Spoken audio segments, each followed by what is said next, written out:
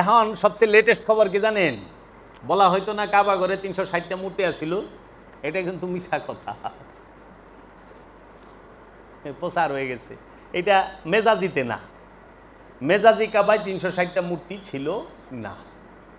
কাবার ইতিহাস আজকে পবিত্র মসজিদুল হেরেম, পবিত্র কাবা শরীফের ইতিহাস বলার জন্য আমি শুরু করলাম। কোরআনুল মাজিদে আল্লাহ বলেছেন আল্লাহর আরশ হলো পানির মধ্যে। আল্লাহর আরশ কোথায়? পানির উপরে। পানির উপরে আল্লাহর আরশ। আপনারা যদি দেখতে চান কোরআনুল কারীমে 11 নম্বর সূরা হুদের 7 নম্বর আয়াত খুলে দেখবেন যে আল্লাহর আরশ হচ্ছে পানির উপরে। হযরত আদম আলাইহিস সালাতু ওয়াস সালাম সর্বপ্রথম আসে এবং কাবা তৈরি করে 5 পাহাড়ের পাথর দিয়ে। কাবা শরীফ তৈরি করতে 5 পাহাড়ের পাথর নিয়েছেন এবং তাহা দিয়ে কাবা ঘর তৈরি করেছেন। কাবা ঘরের ফাউন্ডেশন পাথরের এবং উপরের অংশ মাটি দিয়ে তৈরি ছিল। নূহের প্লাবনের সময়, হযরত নূহ আলাইহিস সালামের প্লাবনের সময় বলা হয় কাবা শরীফকে আল্লাহ জমিন থেকে উঠায় নিছে, শরীয়তে বলা হয় আর কি, বুঝছে না? শরীয়তি কাবা, মেজাজি কাবা, রূপক কাবা, আনুষ্ঠানিক কাবা। হ্যাঁ, সেই কাবাকে নূহের প্লাবনের সময় জমিন থেকে উঠিয়ে নেওয়া হয়েছে। তোমরা আজকে এইটাও জানতে পারবা যে কাবা শরীফ থেকে হাজরে আসওয়াদ 20 বছর কারা চুরি করে রেখে দিছিল। হাজরে আসওয়াদ চুরি করে লয়ে গেছিল, 20 বছর পর্যন্ত হাজিরা হাজরে আসওয়াদ চুম্বন করতে পারে নাই।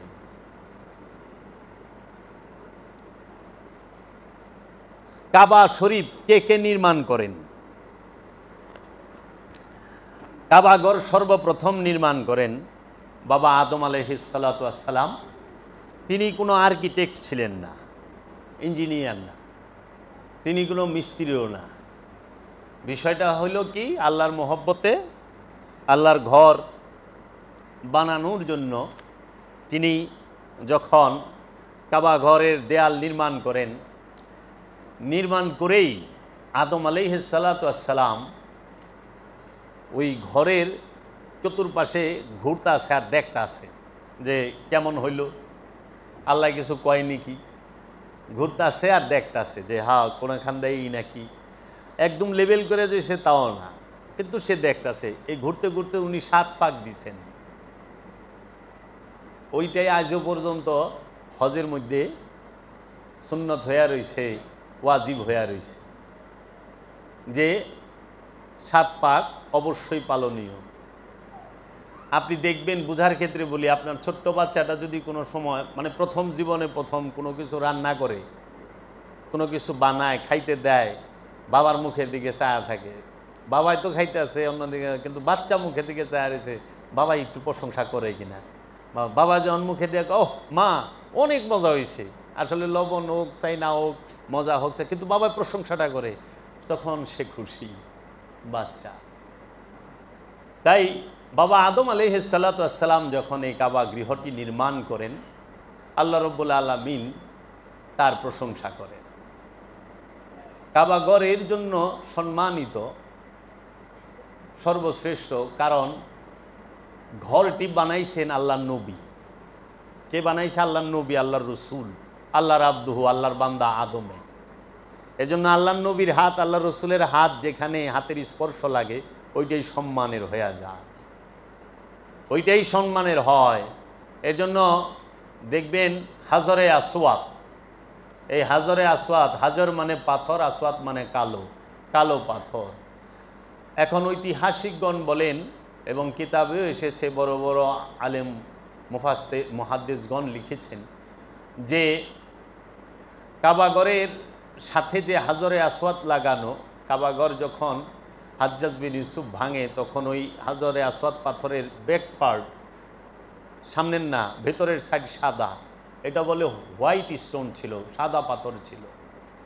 ইব্রাহিম হযরত আদম আলাইহিস সালাতু ওয়াস সালাম এই পাথরের উপরে বসতেন, এটা ওনার আসন ছিল বলা হয়। যে হাজরে আসওয়াদ হচ্ছে বাবা আদমের বসার আসন, কারণ আগে তো এরকম চেয়ার টিয়ার ছিল না সেই যুগে, মিস্ত্রি পাইব গুই, এত পাথরের উপরেই বসছে। এই জন্য আল্লাহ নবী যে পাথরের উপরে বসে, আল্লাহ নবী আল্লাহর রসুল যে আসনের উপরে বসে, সেইটাকে চুম্বন করা ওয়াজিব। দেখেন না, হজে যায় হাজরে আসওয়াদ চুম্বন করে, হাজরে আসওয়াদ চুম্বন করলে গুনাহ মাফ হবে। কেন গুনাহ মাফ হবে? বলে জান্নাতি হাজর, মানে জান্নাতি পাথর। তো জান্নাতি পাথর কেন হইল? বাবা আদমের বরকতে হইছে। আদম আলাইহিস সালাতু ওয়াস সালাম যেহেতু বসছেন, তার জন্য এটা সম্মানিত।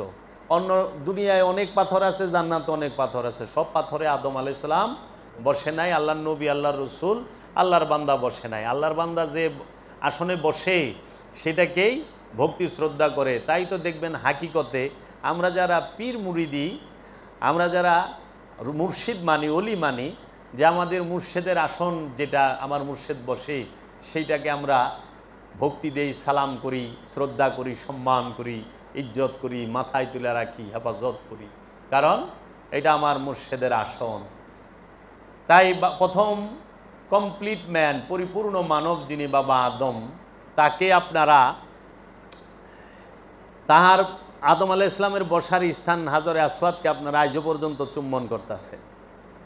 তাহলে মাওলা হুসাইন আলাইহিস সালাম, মাওলা হাসান আলাইহিস সালাম, মা ফাতেমাতুজ জহরা আলাইহিস সালাতু ওয়াস সালাম, মাওলা আলী করমাল্লাহু ওয়াজহু এবং দয়াল রসুল মুহাম্মদ সাল্লাল্লাহু আলাইহি ওয়াসাল্লাম যেই স্থানে দাঁড়িয়েছেন, যেই স্থানে বসেছেন, যেই স্থানের মধ্যে তাহারা হাতের স্পর্শ লাগিয়েছেন, তাহার মকাম কোথায়? আমরা কি এই মুসলমান জাতি সেই স্থানকে সম্মান করতে পেরেছি? না, আমরা বুলডোজার দেয় মুসলমানেরা ভাঙছে, ওয়াহাবিরা ভাঙছে, চায়া দেখেন। তাই এই কাবাগর সর্বপ্রথম যিনি তৈরি করেন, নির্মাণ করেন, তিনি হচ্ছেন প্রথম নবী ও রসুল এবং পরিপূর্ণ মানব হযরত আদম আলাইহিস সালাম। তারপরে দ্বিতীয় এটাকে সংস্কার করেন হযরত শীশ আলাইহিস সালাতু ওয়াস সালাম। তৃতীয় এই কাবাকে সংস্কার করেন এই মুসলমান জাতির পিতা হযরত ইব্রাহিম আলাইহিস সালাতু ওয়াস সালাম এবং তাহার ছেলে হযরত ইসমাইল আলাইহিস সালাতু ওয়াস সালাম। হযরত ইসমাইল আলাইহিস সালাতু ওয়াস সালামের বসতির স্থান ছিল মসজিদুল হেরেম, কাবা, এই মক্কা, এইখানে কোনো বসতি আগে ছিল না।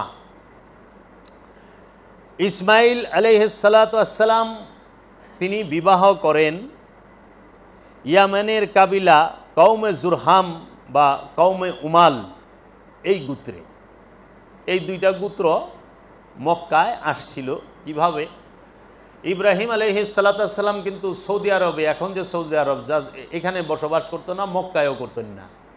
ইব্রাহিম আলাইহিস সালাতু ওয়াস সালাম তিনি বসবাস করতেন, তিনার শাসনভার কিংবা তিনার যে স্থান ছিল সেটা জর্ডানে ছিলেন।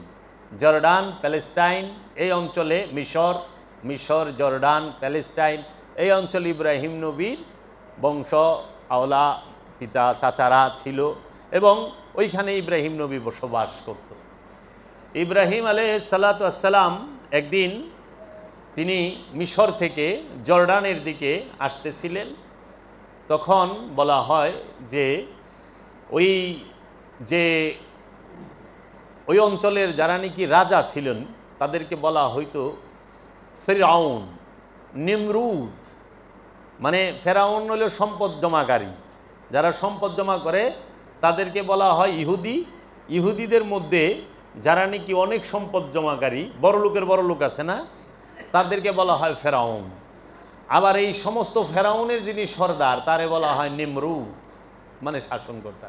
যেরকম ব্যবসায়ীর উপরে শিল্পপতি, শিল্পপতিকে উপরে যে নাকি শিল্পপতি, ইনি হইলেন মনে করেন ওই আমলের নিমরুদ।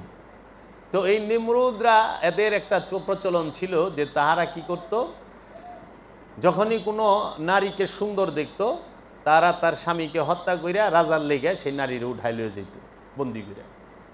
তো ইব্রাহিম আলাইহিস সালাতু ওয়াস সালাম যখন তিনি তার প্রথম স্ত্রী, তার নাম হচ্ছে মা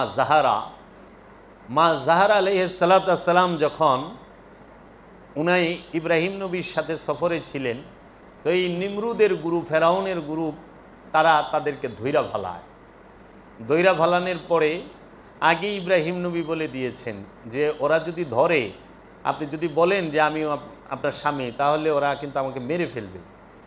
এর জন্য ওরা যদি ধরে আটকায়, যদি জিজ্ঞেস করে উনি কে, বলবেন ভাই, তাইলে আর মারবো না, বন্দি করে নিয়ে যাইব। তো ঠিকই ধৈরা ফেলাইছে। তো এখন ইব্রাহিম নবী তো শিখাই দিছে, উনিও দেখলো যে স্বামীরে ভাই কয় কেমনে, কিন্তু যদি না কয় তাইলে নবীকে হত্যার ইয়ের মধ্যে পড়ে যাইব, সে জুলুমের মধ্যে নবীকে হত্যার অভিযোগে তার উপরে আসবে যে নবী হত্যার পিছনে তার হাত আছে, নবী হত্যার দায়ভার তার উপরে আসবো। মা জাহারা কি করলো, যখন তারা ধরলো, বলল যে এই ইনি কে, তখন বলছে যে ইনি আমার ভাই। তাই দুজনের বন্দি, মা জাহারা দেখতে অনেক সুন্দর ছিল, বন্দি করে নিয়ে গেছে রাজার দরবারে। রাজার কাছে যাওয়ার পরে রাজায় দেখছে, তো ইব্রাহিম নবীরে পাশের রুমে রাখছে, খাবার দাবার আপ্যায়ন যত্ন হচ্ছে। এইদিকে রাজা কথা অনুযায়ী তার লোকজনেরা মা জাহারারে সাজায় গুজায় আনছে। তো রাজা তার সাথে, তার মনোবাসনা ছিল মেলামেশা করবে। তো যখনই রাজা যায় মা জাহারার সামনে, ওই হাত পা অবশ হয়ে আসে একদম, মানে সে আর নড়াচড়াই করতে পারে না, একদম অবশ হয়ে আসে। আবার যখন পিছে আসে ঠিক হয়ে যায়। তো প্রথমবার মনে করছে হয়তো এমনি হাত পাও ঝিঞ্জি লাগছে, এরকম কিছুই। দ্বিতীয়বার যখন গেছে তখনও দেখে এইরকম হাত পা বাঁকা হয়ে আসে এবং ঝিঞ্জি, মানে একদম অবশ হয়ে যায় সব। পরে আবার উনি পিছপা হয়। তৃতীয়বার যখন যায় তখন এই একই অবস্থা হয়। তখন রাজা বুঝতে পারছে যে এখানে অন্য কোনো কারণ আছে। তখন রাজা জিজ্ঞেস করছে, আপনি কে, আপনার পরিচয় বলুন। তখন মা জাহারা বলছেন, আমি তো ওই রকম কেউ না, কিন্তু আমার যে স্বামী তিনি নবী, তিনি রসুল। সে কোথায়, সে কে? বলে যে ওই যে আপনারা যারা ওই পাশে রাখছেন তিনিই আমার স্বামী। তো বলছে যে আপনি যে ভাই বললেন, কি বলবো আমি, জান তো বাঁচাইতে হবে। তখন রাজা দৌড়াইয়া ইব্রাহিম আলাইহিস সালামের কাছে যান এবং তাহার কদম মোবারকে সেজদায় লুটাইয়া পড়েন এবং তাহার কাছে ক্ষমা প্রার্থনা করেন, আমার ভুল হয়ে গেছে, বেদবি হয়ে গেছে, আমাকে আপনি ক্ষমা করেন। আমি আপনাকে সসম্মানে আপনার স্ত্রী সহ এখান থেকে যাবার ব্যবস্থা করে দিচ্ছি এবং যত দ্রুত পারেন আপনি এই স্থান ত্যাগ করেন। তখন যখন যাবে ইব্রাহিম আলাইহিস সালাম জর্ডানের দিকে, এমন সময় ইব্রাহিম আলাইহিস সালামকে রাজার তরফ থেকে অনেক উপহার সামগ্রী দেওয়া হইল, সাথে স্পেশাল একটা উপহার দেওয়া হইল যে ওই রাজ দরবারে যে নাকি সবচেয়ে সুন্দর এবং সবচেয়ে ছিল, সম্মান ইজ্জতদার ছিল, যে দাসী এই ইব্রাহিম নবী, ওই রাজার, তাকে উপহার হিসেবে ইব্রাহিম আলাইহিস সালামের কাছে দিলেন। সে কে? মা হাজেরা, যে আমি আমার এই দাসীকে আপনার খেজমতের জন্য উপহার স্বরূপ আপনাকে আমি দিলাম, আপনি রাতারাতি চলে যান। তখন ইব্রাহিম আলাইহিস সালাম তার স্ত্রী মা জাহারাকে নিয়ে এবং হযরত হাজেরাকে নিয়ে এবং তার যারা সঙ্গী ছিলেন তাদেরকে সাথে নিয়ে আসলেন জর্ডানে। তা ওই সময়ে ইব্রাহিম আলাইহিস সালামের কিন্তু কোনো সন্তানাদি হয় নাই। তখন বয়স খুব সম্ভবত 95 ইব্রাহিম আলাইহিস সালামের। পরে যখন জর্ডানে আসলেন, তার ফ্যামিলির সাথে থাকা শুরু করলেন ইব্রাহিম নবী। তো মা হাজেরাকেই মা জাহারা ইব্রাহিম নবীর সাথে বিয়ে শাদী দেন এবং ইব্রাহিম আলাইহিস সালামের ঘরে এই মা হাজেরার গর্ভে একটি সন্তান আসে, তার নাম ইসমাইল আলাইহিস সালাম। তো যখনই গর্ভে সন্তান আসে, ওইদিকে মা জাহারার কিন্তু সন্তান হয় না, বড় স্ত্রী, ছোট স্ত্রীর হয়েছে। উনি বিয়ে শাদী করাইছে। তো যাই হোক, আম্মা জান হয়তো একটু করছে, পছন্দ হয় নাই, যে কারণে ইব্রাহিম আলাইহিস সালাম কি করলেন, এই মা হাজেরাকে এই জর্ডান থেকে তিনি আইনা এই মক্কায়, যেখানে কোনো পানি নাই, কোনো বসতি নাই, ওই রকম কিছুই নাই, সেই স্থানে রেখে গেলেন, সেই স্থানে রেখে গেলেন। এখন এটা যদি চুলসেরা গবেষণা বিশ্লেষণ করি, তাহলে মক্কার সাথে তো অবশ্যই কোনো গভীর রহস্য আছে, যেটা ইব্রাহিম নবী জানতো, ইব্রাহিম নবী জানে সেইটা। তো যদি জানার লেগে জিজ্ঞেস করি যে আদম আলাইহিস সালাম কোথায় অবস্থান করতেন? তিনি তো মক্কায় অবস্থান করতেন, তাই না? আরাফা ময়দানে মা হাওয়ার সাথে আদম আলাইহিস সালামের সাথে দেখা হইল, সাক্ষাৎ হইল, তো মক্কাই তো বসবাস করতো। তা আদম আলাইহিস সালামের রওজা মুবারক কোথায়? তার ছেলে শীস আলাইহিস সালামের রওজা মুবারক কোথায়? কাবা মেরামত করলো, অথচ তাদের পাওয়া গেল না, ঘটনা কি? তো মনে হয় কোনো গভীর যোগসূত্র আছে, যেটা নবী ইব্রাহিম আলাইহিস সালাম জানতেন, যার জন্য তারই সবচেয়ে আদরের যে আওলাদ, প্রথম আওলাদ হবে এত বয়সে, তাহলে মায়াটা কীরকম? এখনো ভূমিষ্ঠ হয় নাই, গর্বে আছে, এই সন্তানকে তিনি কেমন আদর করে। এই ইসমাইল আলাইহিস সালাম যখন আসলেন এই ধরাধামে, মক্কা নগরীতে ইব্রাহিম নবী রাইখা গেলেন, মার ছেলেকে, কিচ্ছু নাই, কিছুই নাই। আদম নবীর সময় কিন্তু কাবা ঘরের সাথে জমজম কূপ ছিল না, জমজম কূপ কাবা শরীফে ছিল না আদম নবীর সময়, শীষ নবীর সময় ছিল না। ইব্রাহিম আলাইহিস সালাতু ওয়াস সালাম কখন কাবা মেরামত করলেন, সংস্কার করলেন, এটাও তো জানতে হইব। তো ইব্রাহিম আলাইহিস সালাতু ওয়াস সালাম কাবা ঘর সংস্কারে যখন করবেন, তার পূর্বে মা হাজেরারে রাখলেন, সেইখানে পানি নাই, কিছু খাবার দিয়ে এইখানে রাইখা ইব্রাহিম নবী চলে গেলেন জর্ডানে, একা পড়ে রয়েছে মা, খাবার শেষ, পানি শেষ, পানি নাই, পানির জন্য পিপাসিত মা আর শিশু, নবী এবং ওলি দুইজনে পিপাসায় কাতর। তো এমন সময় মা পানি খুঁজতেছে, তো পানি পাওয়ার একটা সিস্টেম হলে যেখানেই পানি থাকবে, ওই পানির উপরে, ওই পানিকে কেন্দ্র করে পাখিরা উড়ে, এবং উঁচু স্থানে গেলে নিচে দেখা যায়। তো মা হাজেরা পানির জন্য ছটফট করতেছে, নিজেও পিপাসিত, নিজের যেহেতু পিপাসিত, তা বুকে তো দুধ নাই, বাচ্চা কি খাইব? শিশু বাচ্চা তার মগ বেড়ে পানি খায় না, শিশু বাচ্চা খায় মায়ের স্তনের দুধ, তাই না? কিন্তু মার তো পানি নাই, শিশুরও পানি নাই। তখন পানি খোঁজার জন্য মা হাজেরা কি করলেন? দৌড়াইলেন সাফা মারওয়া পাহাড়ের মধ্যে, যে দেখি ওই পাহাড়ের উপরে দাঁড়াইয়া দেখা যায় কিনা আশেপাশে কোনো পানি আছে কিনা। আবার এলাকাটাও এখন যেরকম 2024 সাল দেয়, ওই সময় মাইপেন না, কিচ্ছু আসিল না, কোনো বসতি ছিল না, কোনো মানুষজন ছিল না, কোনো ঘরবাড়ি ছিল না, ভয়ঙ্কর ধুধু মরুভূমি, সেখানে হিংস্র প্রাণী আছে, সেখানে বিষধর প্রাণী আছে, শিশু বাচ্চার শোয়াই থুয়ে গেছে, যে যায় দেখা আহি। সাফা মারোয়া পাহাড় দৌড়াইছে, যখন ঢালে নামছে স্পিরিটে, যখন উপরে উঠছে আস্তে আস্তে বাচ্চার দিকে তাকায় যে না, বাচ্চা সহি সালামত, গুইরা দেখে পানি নাই।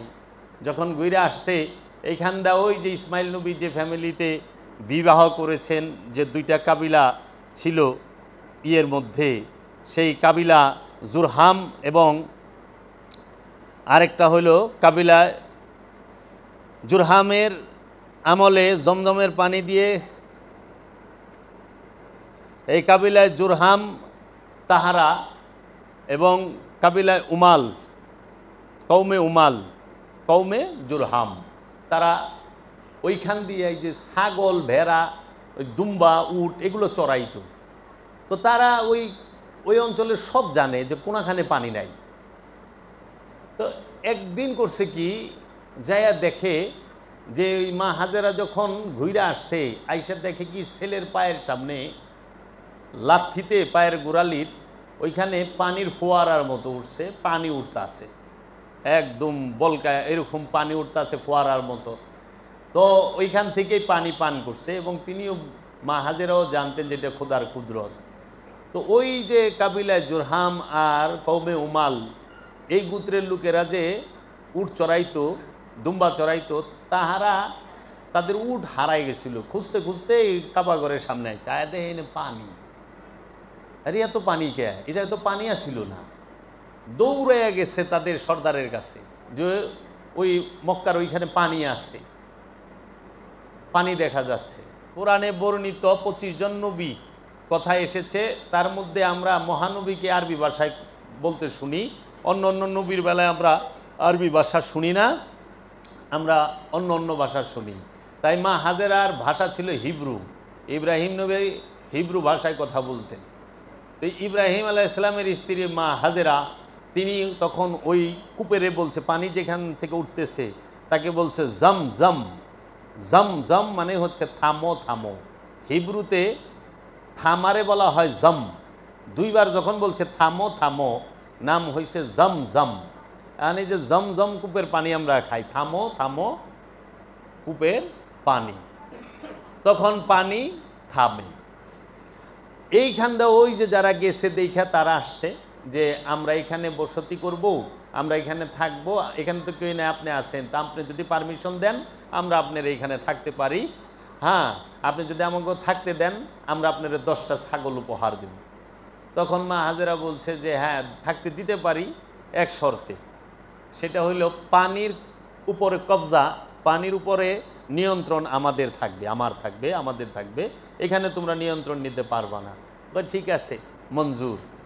এই যে 10 ছাগল যে দিল, ইসমাইল নবী হইল, মা হাজেরা সেই ছাগলের দুধ থেকে তার জীবন এবং তাদের খাবারের প্রয়োজনীয়তাটা তারা এখান থেকে পূরণ করে। এই ছাগলগুলো বাইন্দা রাখতো এই হাতিমের এইখানে, বুঝছেন, কাবাঘরের যে হাতিমের স্থান, এখানে ইসমাইল আলাইহিস সালাম এবং মা হাজেরার ছাগল বাইন্দা রাখত। হ্যাঁ, তো এখন এই কাবাঘর যখন ইসমাইল আলাইহিস সালামের বয়স একটু বাড়তে শুরু করলো, একটু বড় হইলেন, তখন ইব্রাহিম আলাইহিস সালাম দেখতে আসলেন। আয়েশা তাকে সাথে নিয়ে কাবাঘর সংস্কার করলেন, মানে দেয়াল উঁচা করলেন। কাবাঘরের আগে দেয়াল ছোট ছিল, নিচু ছিল, সেটাকে আরও উঁচা করলেন। তো এই কাবাঘর ইব্রাহিম আলাইহিস সালাম এবং ইসমাইল আলাইহিস সালাম সংস্কার করেন। চতুর্থবারে যে কাবা সংস্কার করেন সেটি হইল কওমে উমাল কাবা নির্মাণ করেন, কাবা সংস্কার করেন। তারপরে 6 নাম্বার, ষষ্ঠবারের মতো কাবাঘর যিনি সংস্কার করেন, এবং কাবাঘরের কিন্তু আগে ছাদ ছিল না, কাবাঘরের ছাদ ছিল না। আদম নবীর সময় কাবার ছাদ ছিল না, ইব্রাহিম নবীর সময় কাবার ছাদ ছিল না, তারপরে কওমে উমালের বেলায়ও কাবার ছাদ ছিল না, শীষ নবীর বেলায়ও ছিল না, এবং কাবিলায় জুরহামের বেলায়ও ছিল না। তাহলে কাবাঘরের ছাদ সর্বপ্রথম কে দেয়? সেটি হইল কুসাই বিন কেলাব, যিনি ছিলেন রসুলের বড় বাবার দাদা। রসুলের দাদা আব্দুল মুত্তালিব, তার পিতা এবং পিতার যে দাদা, মানে আল্লাহর রসুলের বাবা আব্দুল্লাহ আলাইহিস সালাম আব্দুল মুত্তালিব, এবং এখানে বলা হয় যে এই মহানবীর যে বড় বাবা আব্দে মানাফ, তারপরে কুসাই বিন কেলাব, এই যে কুসাই, তারপরে হলো এই কুসাই বিন কেলাব, তিনি হচ্ছেন রাসূল সাল্লাল্লাহু আলাইহি সাল্লামের যিনি বড় বাবা, তার দাদা। তিনি প্রথমবার কাবার ছাদ বানায়। বড়ই গাছ আছে না, বড়ই গাছের কাঠ দিয়া, বড়ই গাছের ডালি দিয়া, কাণ্ড দিয়া, এবং খেজুর গাছের লাকড়ি দিয়া, বড়ইয়ের লাকড়ি এবং খেজুরের লাকড়ি দিয়া, বুঝছেন? কাবার ছাদ প্রথম বানায়। সপ্তমবার কাবা মেরামত হয়। সপ্তমবারের মতো রাসূল সাল্লাল্লাহু আলাইহি ওয়াসাল্লামের বয়স যখন 14 বছর, কাবা আবার সংস্কার করা হয়। কারা করেন? এর পূর্বে আরেকটা কথা আছে, সেটা হইল আল্লাহর হাবিব মুহাম্মদ সাল্লাল্লাহু আলাইহি ওয়াসাল্লামের আগমনের ঠিক 50 দিন আগে ইয়েমেনের যে গভর্নর ছিল তার নাম ছিল আব্রাহা, তাকে অনেকে বাদশাহ বলে, বাদশাহ আব্রাহা। এই বাদশাহ আব্রাহা কাবা ঘর ধ্বংস করতে, কাবা ঘর ভাঙার জন্য আসছিল। তিনি হাতির বাহিনী নিয়ে আসছিল। ওই সময়ে ফৌজির মধ্যে, মানে সৈন্যবাহিনীর ভিতরে হাতি হচ্ছে সবচেয়ে লেটেস্ট, আধুনিক। তো সেই হাতির হস্তি বাহিনী নিয়ে আইসা কাবা ভাঙব। কেন কাবা ভাঙব? কারণ বাদশাহ আব্রাহা দেখত যে মধ্যপ্রাচ্যে কাবাকে কেন্দ্র করেই হজের এবং ব্যবসা বাণিজ্যের অনেক বড় একটা হইতো, যে আপনার আয় রোজগারের বিশাল বড় একটা স্থান। তো সে চিন্তা করছে এমন ঘর বানামো যে এই কাবারও ফেলায় দেব। তো সে খুব অর্থ ব্যয় করিয়া এবং তার যে রাজা ছিল তার থেকে অনুমতি লইয়া, মিশরের, সিরিয়ার তাগো থেকে অনুমতি লইয়া অনেক অর্থ ব্যয় করিয়া হীরা জহরত, আপনার এই যে এটারে কি কয়, রূপা টুপা সব বিলাইয়া অনেক উঁচা একটা ঘর তৈরি করলো। মানে এমনি দেখবার গেলে মাথার টুপি নিচে পড়ে যেত, পাগড়ি নিচে পড়ে যেত, আর এত উঁচা। আবার এটারে এত কারুকাজ করছে, রূপা দিয়া, স্বর্ণ দিয়া, যে তোমার মুক্তা দিয়া, হ্যাঁ, এগুলো দিয়া করছে। এবং ওইটার ভিতরে যে খিলি ব্যবহার করা হইতো সেগুলো সব স্বর্ণের ছিল। মানে যে তার কাটা ব্যবহার করি না আমরা, খিলি ব্যবহার করি না, চেয়ারে জোড়ার মধ্যে জয়েন্টে, ওইখানে স্বর্ণ ব্যবহার করা হইতো, স্বর্ণের খুব করছে। তো এই হের উদ্দেশ্য ছিল যে কাবার হজ বন্ধ কইরা সেই কাবার যত অনুষ্ঠানে যা কিছু আছে সব এটা ইয়েমেনে নিবে, ওইখানে করাইব। তো এইটা যখন কাবা শরীফ মক্কার এক লোক শুনছে, ওনারও একটু জিদ লাগছে যে রাগ, তাহলে শিক্ষা দেয়। সে কী করছে, তার গ্রুপের লগে ভিড়া সেই জায়গায়, সেই ঘরের এইখানে, আমি সংক্ষেপে কইতাছি, সেই ঘরের এখানে পাহারাদারগুলোর সাথে একসাথে বয়া পাহারা টাহারা দেয়, ইটি করে। তো সুযোগ খুঁজতে আছে যে এমন একদিন আইব যে এটারে ভাঙ্গা চুইরা থুয়া যামু, আগুন মাগুন লাগাই দিয়া। তো অনেক ঠান্ডার সিজন, বাতাসও বইতেছে। তো আগুন জ্বালাইয়া ওই যে যারা নাকি পাহারা দেয়, নাইট গার্ড, তারা আগুন পোহায়। তো ও সাথে আসছিল, ও আবার মক্কার লোক, ওরা 2জন না 3জন ছিল। তারা করছে কি, যখনই দেখছে যে শীতও বেশি, বাতাস হয়ে আর এত রাইতে কেরাইব, তো অগো কইছে যে তোরা যা হুগা। তারা যায় যখন শুইছে, শোয়ানোর পরে ও ঢুকছে ওইটার ভিতরে, যায়া মনে করেন সব কিছু খুইলা খাইলা ভাঙ্গা চুইরা অস্থির। পরে ওইটার ভিতরে টয়লেট করে দিছে, পায়খানা করছে আব্রাহার কাবার ভিতরে, আব্রাহা যেটা বানাইছে। আর এটা কইরা ভাঙ্গা চুইরা দামি দামি জিনিস যা ছিল সব গাঠিতে বইরা যখন বাইরে দিছে দৌড় গোড়া লয়া, এমন সময় খুঁজে যে উকো আর এটি ভাঙ্গা চূড়া কে ভাঙছে কে, ওই যে 2জনরে তো দেখি না, এই 2টা তো তাহলে জাসুসা ছিল, ওই 2টারে খোঁজ। এর মধ্যে এই যে হুড়াহুড়ি দাপড়া দাপড়ি যে তুফান ছুটছে, এই আগুন বাতাসে যায় পড়ছে ওখানে, আর শুকনা লাকড়ি না ধরে গেছে আগুন, পুরা পুইরা গেছে। আব্রাহা তো খেপে গেছে গা। আব্রাহা এখন এই কাবা যে আমার এখানে এটা করছে, ওইটা মক্কার লোক, তা আমি ওকে ছাড়ম না, আমি কাবা আক্রমণ করব। তা কাবা আক্রমণ করার লেগা বাদশাহ আব্রাহা তিনি হস্তি বাহিনী নিয়ে আসেন। আসার পরেই উনি যখন ওনার বাহিনী নিয়ে আসতেছে, রসুলের দাদা আব্দুল মুত্তালিব হেরা পর্বতে আগে থেকেই উনি মুরাকাবা মুশাহেদা করতেন। হেরা পর্বতে কিন্তু রসুলের দাদা আব্দুল মুত্তালিব মুরাকাবা করতেন, মুশাহেদা করতেন।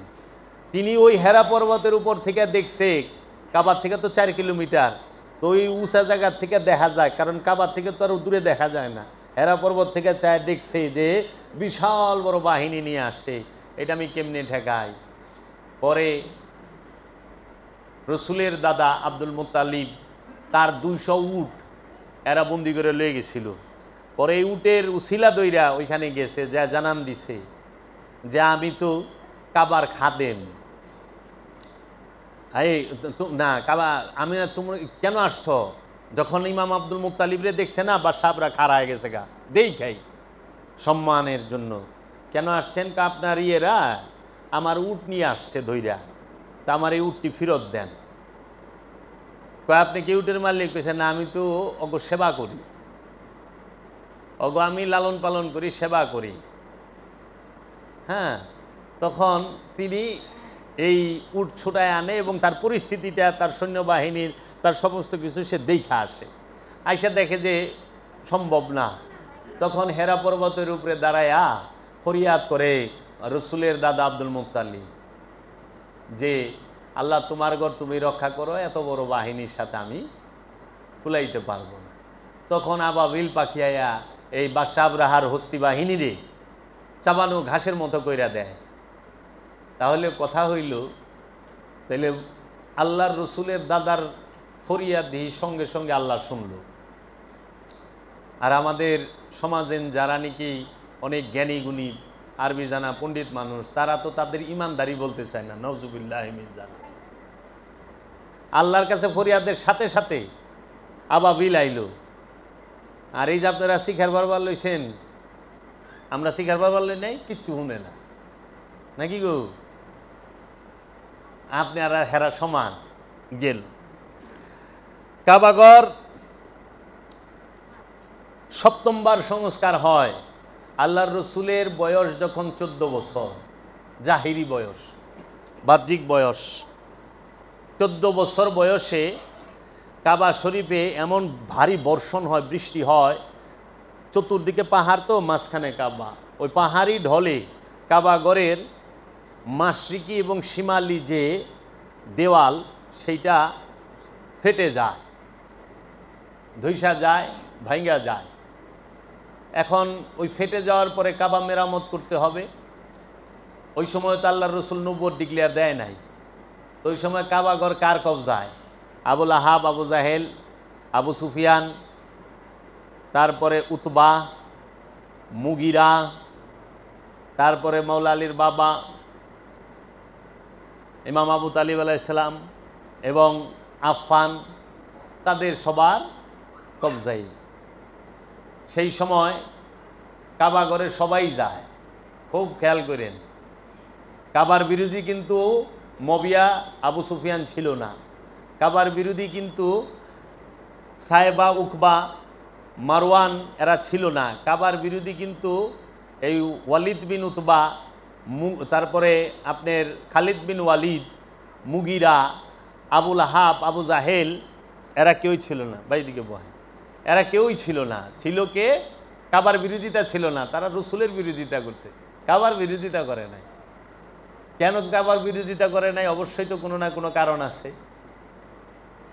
কাবা শরীফ কেন এত সম্মানিত? তারও কারণ আছে। আল্লাহর হাবিবের বয়স 14। সেই সময় কাবায় যে বৃষ্টি হয়, ভারী বর্ষণে দেয়াল ফেটে যায়, তখন কাবা সংস্কার করব, অর্থ সংগ্রহ করলো কি, আমরা কোনো হারাম অর্থ নেব না। আরে যাগো, আপনারা কোন ইমানই নাই, হ্যাঁ গো, অর্থ আবার হালাল হয় কেমনে নাকি গো? ওনারা কোনো হারামের অর্থ দিয়ে কাবা সংস্কার করব না। যাই হোক, তারা চাঁদা ধরছে। ওই সময়কার যারা ছিলেন সবাই চাঁদা ধরার পরে কাবাগর নির্মাণ করবে। ওই সময় কাবা ছিল এই হাতিম সহ, এই হাতিম, এটাকে হাতিম বলা হয়। এই হাতিম পর্যন্ত কাবাগর ছিল অনেক বড়। এই হাতিম পর্যন্ত কাবাগর ছিল। এখন এই কাবার দেয়াল ফাটছে কে ভাঙবো? কারণ আল্লাহ রসুলের আবির্ভাবের 50 দিন আগে যে মোজেজা, যে জালালি দেখছে, এখন ওই কাবার দিকে চাইতেও তো ডরায়, জানি দেয়াল না ভাঙলে কিভাবে দেয়াল মেরামত করব। তখন জিদ্দার বন্দর থেকে পাথর সংগ্রহ করা হইল। যে পাথরগুলো আপনার ওই জাহাজে এসে বাড়ি লাগছে, ফাইটে গেছে, এরকম পাথর ক্রয় করা হইল, সংগ্রহ করে জেদ্দার থেকে মক্কায় আনা হয়। এনে যখন তারা কাবা মেরামত করবে, ওই দেয়ালকে ভাঙবো, কেউ সাহস পায় না। তখন খালিদ বিন ওয়ালিদের পিতা মুগিরা তিনি বললেন, হে রব্বে কাবা, আমি তো শহীদ করতেছি কাবার দেয়াল সংস্কারের জন্য, মেরামতের জন্য, ধ্বংসের জন্য না, আমাকে ক্ষমা করেন, আমি এই কাজে হাত দিলাম, এটা আমার খালিস নিয়ম। তখন তিনি এই দেয়াল ভাঙেন, ভাঙ্গা নতুন করে এই সংস্কার করেন। সংস্কার করার সময় তখন পুরো কাবাঘর করার মতো অর্থ এবং সম্পদ ছিল না, তাদের কাছে ম্যাটেরিয়াল ছিল না এবং অর্থের সংকট ছিল। তখন তারা কি করে, এটা শরীয়তি বলে, আমি যা মেজাজি সেটা বলতাছি। তখন এই হাতিম বের করে দিয়ে এই পর্যন্ত আনে, হাতিমটা বাহিরে থাকে। আগে কাবা ঘর ছিল হাতিম সহ ভিতরে, তা হাতিম সহ যখন ভিতরে থাকে তাহলে সেখানে বলা হচ্ছে হজরত ইসমাইল আলাইহিস সালাতু ওয়াস সালাম এবং মা হাজেরার রওজা মুবারক। এইটা আবার যেন তেন লোকে বলেন নাই, কিতাবের নাম তারিকে মক্কা। এই কিতাবের লেখক হজরত হাসান বসরি, মাওলা আলীর খলিফা হাসান বসরি, তিনি সাহাবি এবং তাবেঈন। হ্যাঁ, যেই সেই না, উনি লিখা দিয়েছে উনার তারিকে মক্কা কিতাবের মধ্যে যে এই হাতিমে কাবার ভেতরে হাজারে ইসমাইল এবং হাজেরা, হজরত ইসমাইল আলাইহিস সালাম এবং মা হাজেরার রওজা মুবারক, এর জন্য এই স্থানে তো সম্মানিত। কেন? কারণ ইহুদি মানে মুসা নবী, ঈসা নবী এবং মুহাম্মদ সাল্লাল্লাহু আলাইহি ওয়াসাল্লাম, এই তিনজনই ইব্রাহিম নবী এবং ইসমাইল নবীর ঘর থেকে আসছে। এই তিনজনই ইসমাইল নবীর বংশধর, তাইলে ইসমাইল নবীর মিল্লা, তাহলে এটা তো জাতি মানে সব নবীদের সম্মানের জায়গা। আপনি সবার বড় বাবা, সবার বাবা এবং সবার দাদা, সব নবীদের দাদা বাবা। এখানে আর একটু জেনে রাখা ভালো, কোরআনে বর্ণিত 25 জন নবী, 25 জন নবীর মধ্যে 18 জন নবী আসছে ইব্রাহিম নবীর ঘর থেকে, ইব্রাহিম নবী সহ। আর 7 জন নবী আসছে ইব্রাহিম নবীর পূর্বে, আদম আলাইহিসসালাম, শীষ আলাইহিসসালাম, তারপরে নূহ আলাইহিসসালাম, ইদ্রিস আলাইহিসসালাম এবং হজরত সালেহ আলাইহিসসালাম এবং হজরত ইউনুস আলাইহিসসালাম এবং হজরত আপনার সালে আদার সামুদ জাতি লুত, হজরত লুত আলাইহিসসালাম, এই 7 জন ইব্রাহিম নবীর আগে। আর বাকি 18 জন নবী ইব্রাহিম নবীর গড় থেকে, বুঝছেন? তো এই কাবা যখন হাতিম থেকে বের করে, হাতিম যখন বের হয় কাবা থেকে, এইটা হইল অর্থনৈতিক সংকটের কারণে হয়েছে, কিন্তু এইটা কাবার ভিতরেই রাখছে এইভাবে ইউ দিয়ে। হাদিসে আছে যে একদিন মা আয়েশা রাদিয়াল্লাহু তাআলা আনহু বললেন, আম্মা জান, যে আমি কাবা ঘরের ভিতরে প্রবেশ করব। আল্লাহর রসুল হাত দুইটা ধইরা নিয়ে হাতিমের দাঁড় করায় দিলেন, তুমি এইখানে দাঁড়াও, এইটাই কাবার ঘরের ভেতরের অংশ, এই যে এইখানে, এটা কাবা ঘরের ভেতরের অংশ। এই হাতিমের যদি কেউ দাঁড়াইতে পারে, সে কাবা শরীফের ভিতরেই, কাবা ঘরের ভিতরেই দাঁড়াইছে। তাহলে আমরা জানলাম যে কাবা ঘরের প্রথম ছাদ দেয় কে? আল্লাহর রসুলের যিনি দাদার বড় বাবা, মানে বড় বাবার যিনি দাদা, আল্লাহর রসুলের বড় বাবার যিনি দাদা, তিনি হইলেন কুসাই বিন কেলাব। কুসাই বিন কেলাব তিনি কাবাগরের প্রথম ছাদ দেন। আর আল্লাহর রসুলের বয়স 14 বছর, তখন কাবা মেরামত করে, কাবার ফাটা দেওয়াল ভাঙ্গে। এই কাবার দেয়াল ভাঙতে সবাই ভয় পায়। ওয়ালিদ বিন মুগিরা তিনি কাবার দেয়াল ভাঙেন এবং জেদ্দার বন্দর থেকে পাথর কিনে কাবার মেরামত করেন। রাসূল সাল্লাল্লাহু আলাইহি সাল্লাম নিজে ছিলেন 14 বছর বয়সে। টাকার অভাবে কাবা ঘর মেরামত বন্ধ হয়ে যায়। মেরামতের বাকি থাকে হাতিম। হাতিম মেরামত করতে পারে না। 8 নম্বরে 8মবারের মতো সংস্কার হয় কাবা শরীফ। সেটি কে করেন? আল্লাহর হাবিবের ওফাতের পরে, হজরত আবু বকরের ওফাতের পরে, হজরত উমরের শহীদের পরে হজরত উসমানের শাহাদাতের পরে, মাওলা আলীর শাহাদাতের পরে, মাওলা হাসান হুসাইনের শাহাদাতের পরে, আমির মবিয়ার ইন্তেকালের পরে, হ্যাঁ, ইয়াজিদ যখন কাবা আক্রমণ করেন, কাবা ঘর, ইয়াজিদ কাবা ঘর আক্রমণ করে কাবা ঘরে আগুন ধরায় দেয়, গিলাপে কাবা ঘরেই ধরায় দেয় তার সৈন্যবাহিনীরা। তারপরে ইয়াজিদ মরিয়া যায়। তখন কাবা ঘরের গভর্নর ছিলেন আবদুল্লাহ ইবনে জুবায়ের। আবদুল্লাহ ইবনে জুবায়েরকে ছিলেন, তিনি ছিলেন হজরত আবু বকর সিদ্দিক রাদিয়াল্লাহু তাআলা আনহুর বড় মেয়ে হজরত আসমা বিনতে আবু বকর, যিনি হজরত আসমার ছেলে, এবং তার স্বামীর নাম ছিল হজরত জুবায়ের, সাহাবী। হজরত জুবায়ের রাদিয়াল্লাহু তাআলা আনহুর ছেলে আবদুল্লাহ ইবনে জুবায়ের, মানে হজরত আবু বকর সিদ্দিক রাদিয়াল্লাহু তাআলা আনহুর বড় মেয়ের ঘরের নাতি আবদুল্লাহ ইবনে জুবায়ের। এই আবদুল্লাহ ইবনে জুবায়ের ছিলেন মক্কার গভর্নর। এই মক্কার গভর্নর থাকাকালীন সময়ে ইয়াজিদ যখন তার সৈন্যবাহিনী দিয়ে আক্রমণ করায়, তখন ইয়াজিদে কারবালা ঘটানোর পরে মক্কা আক্রমণ করে কাবা ঘরের গিলাপে আগুন দেয়। তখন হজরত আবদুল্লাহ ইবনে জুবায়ের এই কাবা ঘর তিনি আবার মেরামত করেন, সংস্কার করেন। তখন আবদুল্লাহ ইবনে জুবায়ের কি করেন, কাবার সংস্কারের সময় এই মসজিদুল হেরেমের যে হাতিম না, এই হাতিমের অংশ ভিতরে নিয়ে আনে কাবা ঘরে। এবং এইটা রসুলের ইচ্ছা ছিল, আল্লাহ রসুল দয়াল রসুলের ইচ্ছা ছিল দয়ালের, যে হাতিমটা কাবা ঘরের ভিতরে নিবে এবং কাবা ঘরের 2টা দরজা হবে। এটা আল্লাহ রসুলের ইচ্ছা ছিল। তখন আবদুল্লাহ ইবনে জুবায়ের আল্লাহ রসুলের ইচ্ছা অনুযায়ী এই কাবা ঘরের 2টা দরজা করেন এবং হাতিমকে কাবার ভিতরে নিয়ে নেন। বুঝছেন? কাবা ঘরের 2 দরজা করে কে? হজরত আবদুল্লাহ ইবনে জুবায়ের। কবে? কারবালা ঘটার পরে, যখন ইয়াজিদ কাবা ঘর আক্রমণ করে, কাবা ঘর আক্রমণের পরে এই সংস্কার যখন করে আবদুল্লাহ ইবনে জুবায়ের, তখন আর কাবা ঘরের ছাদ দেয় মহানবীর দাদার বড় বাবা, হ্যাঁ, কুসাই বিন ক্লাব, তিনি হলো কাবা ঘরের প্রথম ছাদ দেন। হ্যাঁ, তাহলে এরপরে আবদুল্লাহ ইবনে জুবায়েরের পরে কাবা সংস্কার হয় নভেম্বরের মতো। এটা হলো নভেম্বর। কাবা আক্রমণ করেন এবং আবদুল্লাহ ইবনে জুবায়েরকে আক্রমণ করেন কে? হাজ্জাজ বিন ইউসুফ, যিনি ইসলামের হিটলার ছিলেন। ইসলামের হিটলার বলা হয় রক্তপিপাসু হাজ্জাজ বিন ইউসুফ। এই হাজ্জাজ বিন ইউসুফ এবং তার সাথে যুদ্ধ হয়, হাজ্জাজ বিন ইউসুফের যুদ্ধ আবদুল্লাহ ইবনে জুবায়েরের সাথে। আবদুল্লাহ ইবনে জুবায়েরকে শহীদ করেন হাজ্জাজ বিন ইউসুফ। এক মুসলমান আরেক মুসলমানকে শহীদ করেন। আর আবদুল্লাহ ইবনে জুবায়ের তিনি সাহাবী এবং তাবেঈন।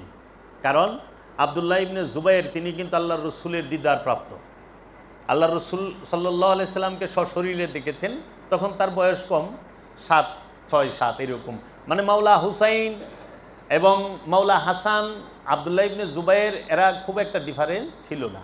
এবং আমিরে মবিয়া ইন্তেকালের পরে ওনাদের 3 জনকে, আবদুল্লাহ ইবনে উমর, আবদুল্লাহ ইবনে জুবায়ের আর এই হুসাইন বিন আলী, এদেরকে গ্রেফতার করার গ্রেফতারি পরোয়ানা পাঠায়, কিন্তু গভর্নর তা করেন না। তো এখন এই আবদুল্লাহ ইবনে জুবায়েরকে শহীদ করেন হাজ্জাজ বিন ইউসুফ।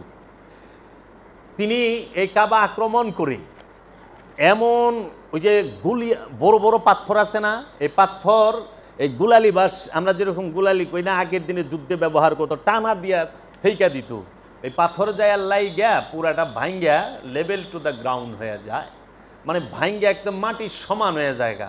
হাজ্জাজ বিন ইউসুফ এর আমলে তিনি তখন আবদুল্লাহ ইবনে জুবায়েরকে বন্দি করেন এবং শহীদ করেন।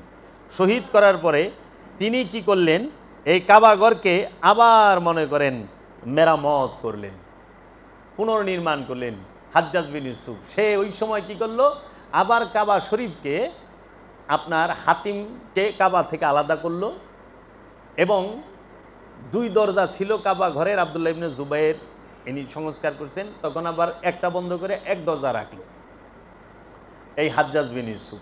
এবং এই হাজ্জাজ বিন ইউসুফই কুরআনুল মাজিদের মধ্যে জের জবর পেশ, খারা জবর খারাজের, 2 জবর 2 জের 2 পেশ, এবং তাসদিদ, নুক্তা, গুন্না এগুলো সব সংযুক্ত করে। কারণ আরবি মানে বললেওয়ালাকে, যার জবান আছে তাকে বলা হয় আরবি, আর যে গুঙ্গা বুবা তারে বলা হয় আজনবী। আজনবীকে যে বলতে জানে না। আর আরবি, এখন কোরআনের যে ভাষা, কোরআন যখন নাজিল হয়েছে যে ভাষায় লিখছে, ওই সময় জের জবর পেশ হারাকাত ছিল না, এর জন্য আজমিরা পড়তে পারতো না, আরবিরাই পড়তো।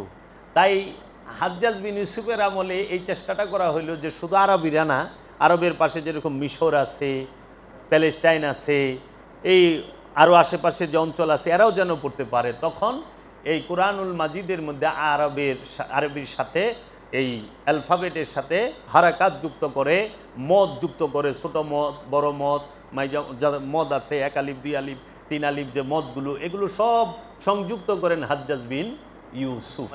এবং তিনি একটা বোর্ড করে দেন, এবং অনেক আলেম আছেন তাহারা এই বোর্ডের মধ্যেই হয়ে তারা এটাকে সম্পাদন করেন কর্মটা। তারপর হাজ্জাজ কাবা মেরামত করে, তারপর তিনি আবার কাবা থেকে হাতিম বের করে দেয়। তারপর হজরত ইমাম মালিক ইবনে আনাস বলেন, উনি ফতোয়া জারি করেন যে কাবার নকশা এবং তামির মানে মেরামত আর বদল করা যাবে না, নিষিদ্ধ। ইমাম মালিক ইবনে আনাস তিনি এই ফতোয়া জারি করেন। দশমবার 960 হিজরিতে বাদশাহ সুলেমান কাবার ছাদ বদল করে দেয়। তিনি আগে যে লাকড়ির ছিল না, সেইটাকে তিনি মেরামত করে তিনি দেন, আর একটু উন্নত করেন স্ল্যাবের মতো। তারপরে একাদশবার মানে 11তম সংস্কার 1039 হিজরিতে বৃষ্টির পানিতে 1039 হিজরিতে বৃষ্টিতে পানি দেওয়ালের উপর এসে পড়ে এবং পূর্ব ও দক্ষিণ দেয়াল ভেঙে যায়। সুলতান মুরাদ শাহর আমলে তিনি এইটাকে মেরামত করেন। তারপরে 12তম সংস্কার 1417 হিজরিতে পাথরের মধ্যখানে যে মশালা দেয় না, সিমেন্ট বালিটা যে দেয়, এই মশালা ছিল তাহা সরিয়ে নতুন মশালা, নতুন টেকনোলজি, জেদিদ মশালা, জেদিদ টেকনোলজির ধারায় বিন লাদেন কোম্পানি যে আরবের বিন লাদেন কোম্পানি সেটাকে সংস্কার করেন এবং ওইটার ভিতরে দেন। এবং কাবা ঘরের যে পাথর দিয়া তৈরি, সেটার যে একটু ছিল, বাড়তি অংশ ছিল, সেটুকু কেটে সমান করেন কাবা ঘর। হ্যাঁ, তারপরে এই সংস্কারের কাজে বিন লাদেন কোম্পানি অগ্রণী ভূমিকা রাখেন এবং সেটা হয়। তারপরে কাবা শরীফে, পবিত্র কাবা ঘরে উপহার দেওয়ার রীতি ছিল। হ্যাঁ, উপহার দিত কাবা ঘরে উপহারকে দিয়েছেন ইমাম আব্দুল মুতালিব। তিনি সোনার হরিণ পাওয়ার পর কাবার নজর করেছেন 2টি সোনার হরিণ। হেরন কয়, ওই যে যুদ্ধে জয়লাভ করে না, মানে বাদশাহ আবরাহা যখন আইছিল প্রচুর মাল লই আইছিল, যখন আবাবিল পাখি লুরানি খাইছে না, জিনিসপত্র থুইয়া সব ফালায় থুইয়া সব থুইয়া তো গেছে গা। তো ওই মাল 3 জনে নেয়। একজন হলো মহানবীর দাদা আব্দুল মুত্তালিব, আরেকজন হলো হজরত উসমানের বাবা হজরত আফফান, হ্যাঁ, আরেকজন হইল এই যে আব্দুর রহমান ইবনে আউফ, এই আবদুল্লাহ ইবনে মাসুদ খুব সম্ভবত। এই 3 জনে যখন এই মাল পায়, ওইখান থেকেই উসমান রাদিয়াল্লাহু তাআলা আনহুর বাবা ধনী, বুঝছেন, ওই মালের থেকেই। এবং উট তো পাইছে, দুম্বা পাইছে, হাতি পাইছে, সবই তো পাইছে, স্বর্ণ পাইছে। তো মহানবীর দাদা কাবা করে এই স্বর্ণের হরিণ দেন। ওমর রাদিয়াল্লাহু তাআলা আনহু যুদ্ধে ফতে মাদাইনের যে যুদ্ধ হয়েছে, সেখানে যুদ্ধে বহুত স্বর্ণ জয়লাভ করেন। তার থেকে 2টি সোনার চাঁদ এই কাবা ঘরে তিনি দেন, নাজার করেন, নাজরানা দেন। ওই চাঁদ 2টা কাবা ঘরে ঝুলায় রাখে স্বর্ণের। তারপরে আব্দুল মালিক বিন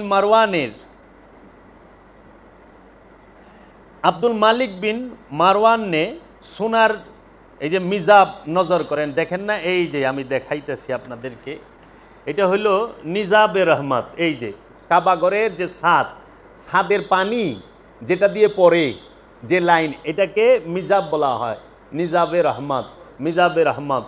এই রহমতের পানিটা যে পড়ে যে লাইনটা, এটা স্বর্ণের একটাই, সেটা এই বাদশাহ আব্দুল মালিক বিন মারওয়ান তিনি কইরা দেন।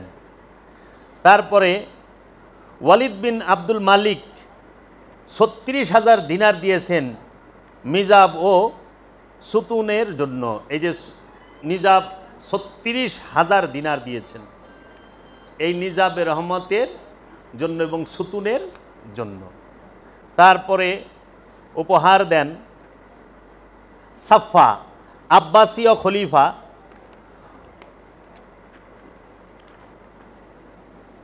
জুমুররুদ দিয়া বানানো পেয়ালা, তারপরে রকাবি নজর দিয়ে যাহা লটকানো হয়েছে। এই যে পেয়ালা এবং কলস বানায় না, কলস, সেইটা দিছেন আব্বাসীয় খলিফা সাফা। হ্যাঁ, তারপরে খলিফা আমিন বিন হারুনুর রশিদ 18,000 দিনার খানায় কাবার নজর করেছেন সোনার পাত্তি বানিয়ে যেন কাবাগরের দরজায় লাগানো হয়। স্বর্ণের পাত্রি বানায়া, ওই যে পট্টি বানায় না এবং জোড়া দেয় না সুন্দর করে, আমরা এই যে বিভিন্ন কোণারে লাগাই, বিভিন্ন স্থানে লাগাই, তার জন্য তিনি দিয়েছেন। বেশিরভাগ দান এটা বাদশারাই করছেন। খলিফা মামুনুর রশিদ তিনি একটি সোনার বড় শিকলে বড় রকমের ইয়াকুত কার নজর করেছেন, বড় রকমের ইয়াকুত। এখন ওই যে বলে ইয়াকুত, হ্যাঁ, হীরাও কয়, আবার মুক্তা আছে না, জুমুররুদ, ইয়াকুত, এই হীরা মুক্তা। মানে হীরার আরবি কি? হ্যাঁ, ডায়মন্ড হলি ইংলিশ। হ্যাঁ, স্বর্ণের আরবি কি? হ্যাঁ, কে রে? হ্যাঁ, বুঝছেন তো? কাজেই আমরা তো এই যে স্বর্ণ, রূপা, তারপরে যেরকম জুমুররুদ, ইয়াকুত, তারপরে জাহাব, আবার ওই যে এটারে কি বলে, এই যে রূপারে, এগুলাই তো আমাকে সাধারণ মানুষের জানা নাই। অনেক আরবি জানা মানুষও কইতে পারে না। ওই ধরতো, এরা অনেক ব্যস্ত হয়ে গেছে গা। তারপরে মোতাওয়াক্কিল যে কাবার কোনায় সোনার পাত্রি লাগায়, চৌখাট চাঁদির লাগায়, মানে রূপার চৌখাট। কাবাগরের চৌখাট কিন্তু রূপার চৌকাট লাগায়। মাকামে ইব্রাহিমের নিকটে চাঁদির ঘেরা, মানে এই যে রূপার ঘেরা বানিয়ে সোনার কলস, যার মধ্যে মূল্যবান মতি, ইয়াকুত, জুমুররুদ ইত্যাদি লাগানো ছিল, তাহা নজর করেছেন খানায় কাবায়, যাহা দরজায় লটকানো হয়েছে। খানায় কাবার দরজায় লটকানো হয়েছে। খলিফা মুতাসিম বিল্লাহ যিনি 1000 মিসকাল, মানে আমরা বলি ওই যে 1000 গ্রাম কিংবা 1000 বড়ি, 1000 মিসকাল সোনা দিয়ে কুফল, মানে তালা, কুফল বানায়, বুঝছেন? কাবাগরের দরজায় নজর করছে। তাহলে কাবাগরের তালাটা বানায় দেয় কে? খলিফা মুতাসিম বিল্লাহ। স্বর্ণের তালা বাবা, 1000 মিসকালের, অনেক দাম। আচ্ছা, খলিফা মুক্তাদির বিল্লাহ কাবার সুতুনের সোনার পাত্রি বানিয়ে দিয়েছেন। প্রতিটি বাদশাহ কিছু না কিছু নজর করছে। এরপরে আস্তে আস্তে কাবার জিনিস চুরি করা শুরু হয় বলে এগুলো কারা কি, তারা বলে এগুলো করা কি দরকার, ওর পরে থেকে কাবার জিনিসও চুরি করে। কোন এই যে মসজিদে যে চুরি হয়, দরবারে চুরি হয়, এটা নতুন কিছু না, কাবা ঘরের চুরি হয়েছে। তারপরে ওই যে ইসমাইল নবী যে গোত্রে বিবাহ করছে, কৌমে উমাল আর কৌমে জুরহাম, এই কৌমে উমাল আর কৌমে জুরহাম, ইসমাইল নবী 2 বিয়ে করছে। কিন্তু কৌমে উমালে ওই বউ আবার বালা না, খালি ওই শ্বশুর আইছে, ইব্রাহিম নবী আইছে, জিগাইছে মা কেমন আছো, সংসার কেমন চলতে আছে, আর বালা আসি মোটামুটি কোনো রকম এসে। তখন উনি তো ছেলের সাথে দেখা হয় নাই, উনি গেছে বাহিরে কর্মে, এর জন্য মেসেজ দিয়ে গেছে ওই কোড ওয়ার্ডের মতো যে ভালো না, সংসারের পরিস্থিতি ভালো না, বদলাইবার চাইলে তুমি করো। পরে বউই ভালটা হেলাইছে, বাবাই কয়ে গেছে, বুঝা গেছে। কারণ যে বউ জামাইয়ের বদলাম করে, হ্যাঁ কোনোদিন ভালো স্ত্রী নয়। স্বামী শত অভাবে থাকো, শত অনটনে থাকো, কিন্তু স্বামীর দুর্নাম যে করে সেই স্ত্রী কখনো ভালো হয় না। এর জন্য ইব্রাহিম নবী কয়েছে বউই ভালটা হেলা।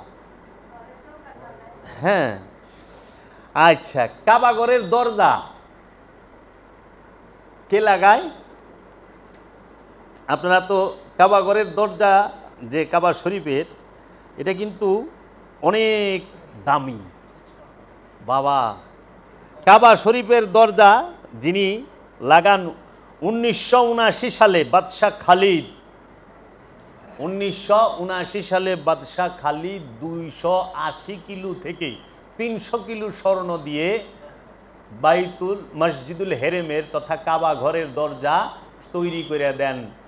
280 থেকে 300 কিলো স্বর্ণ দিয়ে 1979 সালে আপনার বাদশাহ খালিদ এই দরজা বানায়া দেয়। আপনি চিন্তা করেন, 79 এখন হইল আপনার 45 বছর 46 বছর আগে, তাই না? 80 থেকে 2000 আর 25 46 বছর আগে। হ্যাঁ, বাদশাহ খালিদ তিনি বানায় দেন, কিং খালিদ। আচ্ছা, এই কাবা ঘরের মধ্যে আমরা কি কি পাই? বাইতুল্লাহ, হাজারে আসওয়াদ, রুকনে ইয়ামানি, রুকনে শামি, রুকনে ইরাকি, রুকনে হাজারে আসওয়াদ, হাতিম তথা হাজারে ইসমাইল, মাতাফ, সাফা ও মারওয়া। কাবার দরজা লেগেছে পূর্ব দিক এবং হাতিম হচ্ছে উত্তর দিকে। কাবা শরীফের দরজা লাগছে পূর্ব দিকে এবং হাতিম উত্তর দিকে। এখন হাতিম এটা হচ্ছে হাজারে ইসমাইল, হজরত ইসমাইল আলাইহিস সালাতু ওয়াস সালাম এবং মা হাজেরার রওজা, মাজার, কবর, এইটা হচ্ছে হাতিমের ভেতরে। দলিল তারিখে মক্কা কিতাবের নাম, লেখক হজরত হাসান বসরি। অধ্যায় আর পৃষ্ঠা নাম্বারটা নিজের ভিতরে রাখলাম, কারণ ধরে তো রাখান লাগবো কিছু, নাহলে তো আবার হেরা বড় ইয়ে যাবো, এইটার কয়ে পারবো না। ওইটা আমি তারই পৃষ্ঠা অন্য আলোচনায় করে দেবো, ওইটা একটা ইয়ে থাক। হ্যাঁ, পরে হাজারে আসওয়াদ, এটা হচ্ছে কাবা ঘরের পূর্ব ও দক্ষিণ কর্নারে, রুকনে ইয়ামানি পশ্চিম ও দক্ষিণ কর্নারে, রুকনে শামি উত্তর পশ্চিম কর্নারে, রুকনে ইরাকি উত্তর পূর্ব কর্নারকে বলা হয়। মিজাবে রহমত উত্তরে হাতিমের কাছে উপরে। কাবাঘরের ছাদের পানি যে লাইন দিয়ে হাতিমে পড়ে সেটাকে বলা হয় মিজাবে রহমত, নিজাবে রহমত। এই পানি পাওয়ার জন্য সবাই চাতক পাখির মতো চায়া থাকে। হ্যাঁ, তারপরে মাকামে ইব্রাহিম, কাবাঘরের দরজার পূর্ব দিকে মাকামে ইব্রাহিম। মাকাম মানে রাজ্য, ইব্রাহিম আলাইহিস সালামের রাজ্যকে বলা হয় মাকামে ইব্রাহিম। এই মাকামে ইব্রাহিমের কথা